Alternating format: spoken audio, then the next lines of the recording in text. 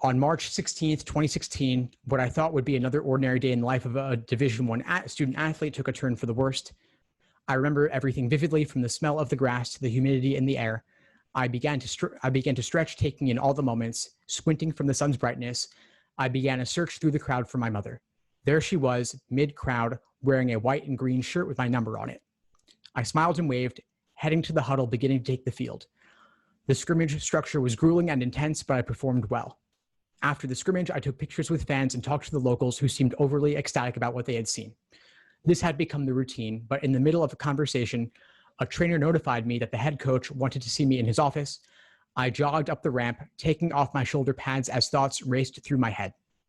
Since the end of the season, 3 other players and I had been competing for a scholarship. We were all sacrificing time on the weekends, staying up late to study, doing extra workouts, and spending a few nights crying. Was it all finally paying off?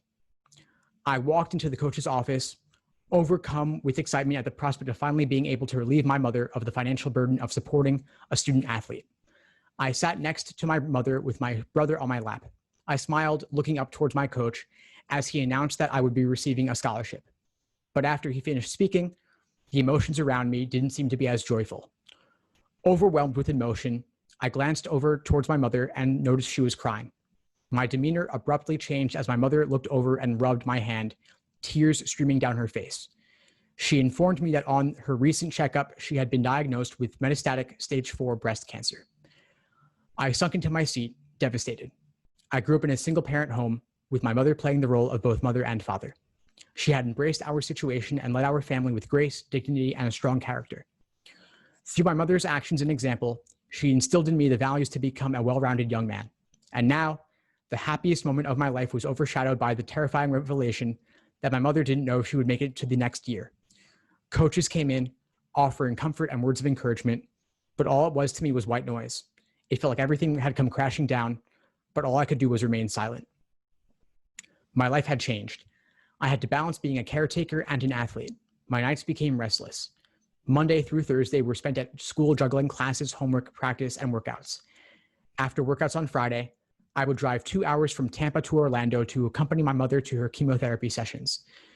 The house would have to be cleaned, floors mopped, rugs taken out, counters bleached down, and bed linens changed. I placed trash cans around the house in case my mother became nauseated and couldn't make it to the bathroom. She lost more and more hair after every treatment. My anxiety about being underprepared for a game was now replaced with doctor's office anxiety. Excessive worrying under fluorescent lights accompanied nail biting. My mother, however, exuded the same strength she had always had as a football mom. Even though I could see the pain and uncertainty in her eyes, she would offer the same comfort after a loss. A situation like this quickly put life in proper perspective. Finding the courage to overcome adversity can be challenging, but having it made that transition possible. I'm equipped to help others do the same. I want to be a lawyer mostly because it would give me the ability to help people who are less fortunate than me. My mother didn't have anyone capable of giving her legal advice or helping her, and she eventually began to drown financially. Everything that my mother went through, at the time she needed help reviewing bills, there was no one there. So if I could help one family, it will be worth it. Whether it is looking over documents, files, and receipts in connection to the suit, I would be there. A lot of cancer patients accumulate a large amount of debt, which leaves them concerned with how they will survive or who will take care of their children. I want to be there for people who have no hope and feel like they can't make it to tomorrow, those whose quality of life has been threatened. I want to be able to give someone's mother or father peace of mind. It is of greatest importance that I find a university that supports my commitment to public service. One thing about my mother is that she is a fighter, and for the past 4 years, she has fought through everything. That inspiration, level of determination that has been instilled in me is something that I pride myself on when I was an athlete, and I will do the same as a law student. Through all of my experiences, I learned the importance of time, which is our most precious resource. So it's in our best interest to make the most of every opportunity.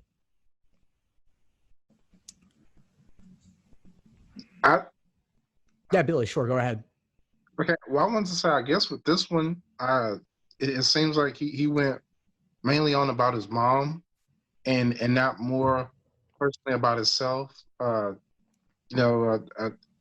guess he could have kept the mom a little bit shorter and talk more about how he persevered throughout the struggle of taking care of his mom financially, and I guess not, focus more on her illness throughout the the essay. Agreed. Yeah, lots of focus on the mom.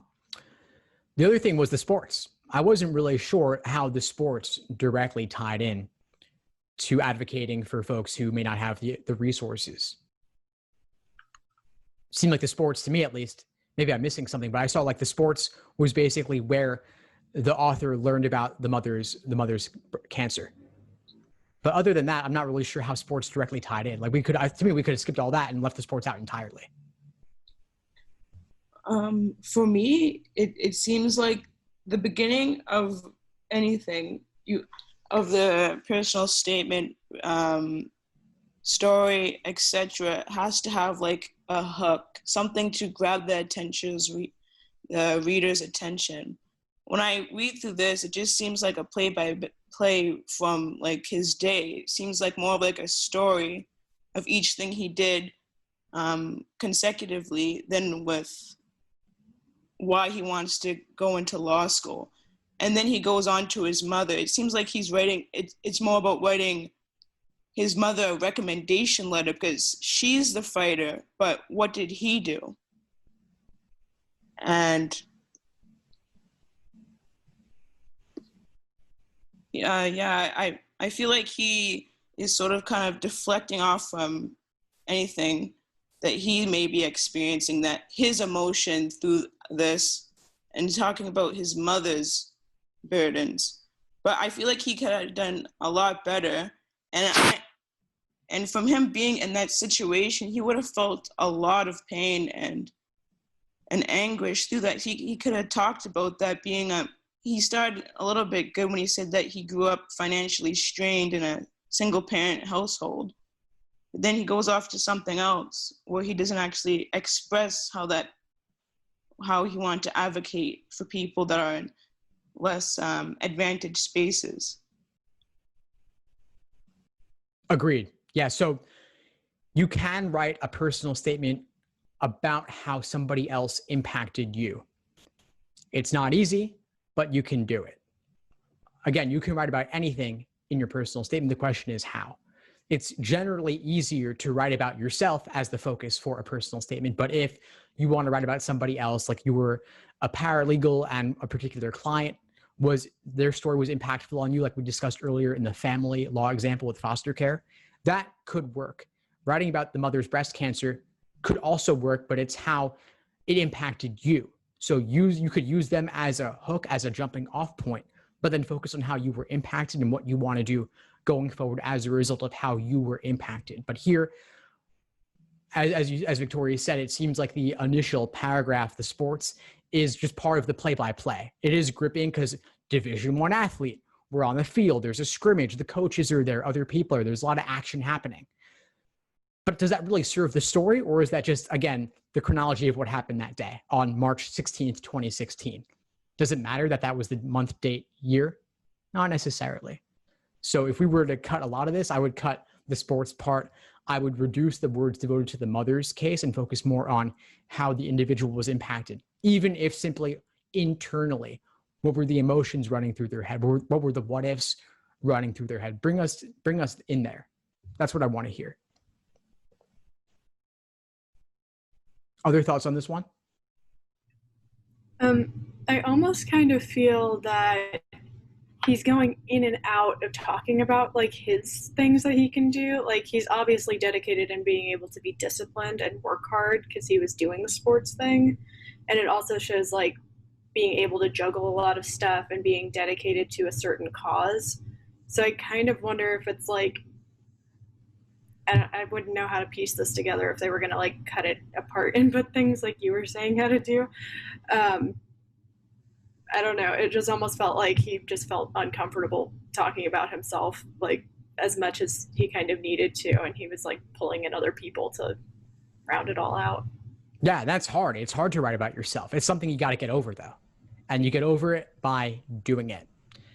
So yeah. And if you want to talk about sports, maybe that's a separate essay, or maybe it's already covered in the resume. Obviously we know that athletics, being a student athlete, lots of positive virtues associated with that, lots of positive character traits associated. Discipline, hard work, being part of a team, waking up at 5 a.m. over the summer to train before it gets too hot. That could all be part of the mix, right? So there's lots of wonderful things about that. Doesn't all need to be in one particular essay, though. If it doesn't tie together smoothly, don't try to force it. You maybe have a diversity statement. You maybe have an optional essay or addenda you could write, or it could just be covered in the resume. That alone, it'll be there, or a rec letter. Lots of folks who are student athletes get rec letters from their coaches. Totally fine. Trust it'll be covered there. Don't feel the need to work it into every single part. Thanks for tuning into the show. Please subscribe if you haven't done so already to be notified of new episodes as I release them. And feel free to reach out if you need anything at all as you move forward with your prep. I'm happy to help however I can.